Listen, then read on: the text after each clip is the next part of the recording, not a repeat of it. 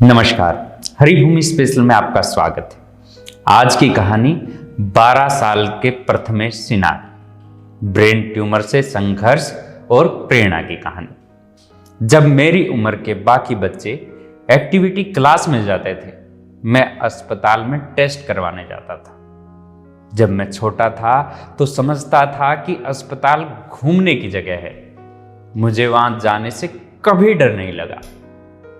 ये है 12 साल के नन्हे और मासूम प्रथमेश सिन्हा, जो सिर्फ अपनी उम्र के हिसाब से नहीं बल्कि अपनी कड़ी इच्छा शक्ति और संघर्ष भी प्रेरणा का काम कर रहे हैं। ब्रेन ट्यूमर जैसी खतरनाक बीमारी से जूझते हुए उन्होंने अपनी आंखों की रोशनी भी खो दी, लेकिन आज उनका ये संघर्ष उन्हें लाखों लोगों के लिए प्रेरणा बना चुका है।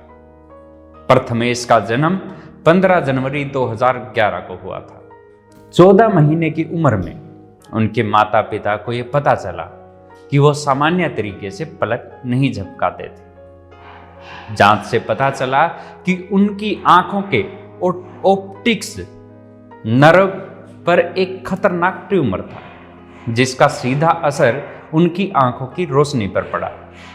इस ट्यूमर की वजह से उनकी प्रारंभिक पढ़ाई में रुकावट आई, लेकिन उनके माता पिता ने हार नहीं मानी और उन्होंने होम स्कूलिंग शुरू की। साथ ही उनका इलाज भी चलता रहा। 12 साल की उम्र में उन्होंने 2 बार ब्रेन ट्यूमर का ऑपरेशन करवाया, लेकिन वो कभी भी हॉस्पिटल से नहीं डरा। उसका जज्बा डॉक्टरों को भी प्रभावित करता था। वो बताते हैं कि सर्जरी के बाद जब वो अस्पताल में आते थे तो डॉक्टर उन्हें दूसरे मरीजों के पास ले जाते थे ताकि वो उनकी हिम्मत से उनको प्रेरित कर सके। प्रथमेश की सकारात्मक सोच और सीखने की ललक ने उन्हें जल्दी ही सबका दिल जीतने पर मजबूर कर दिया। उनकी प्रेरणादायक कहानी ने उन्हें कई मंचों पर बुलाया।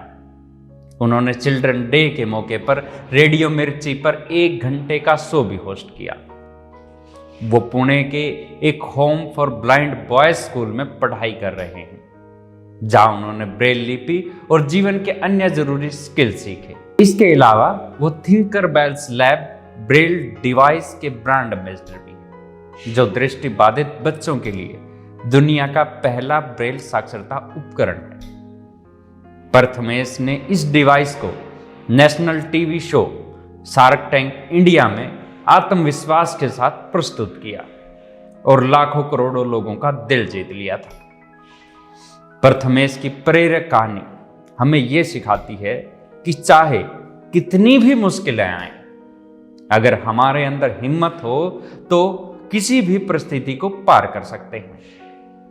क्या आप भी इस नन्हे संघर्षकर्ता की कहानी से प्रेरित हैं? तो हमें कमेंट बॉक्स में जरूर बताएं। और आपके आसपास भी कोई ऐसी प्रेरणादायक कहानी है तो हमें डीएम करें। हम उस कहानी को इस स्पेशल शो में शामिल करेंगे।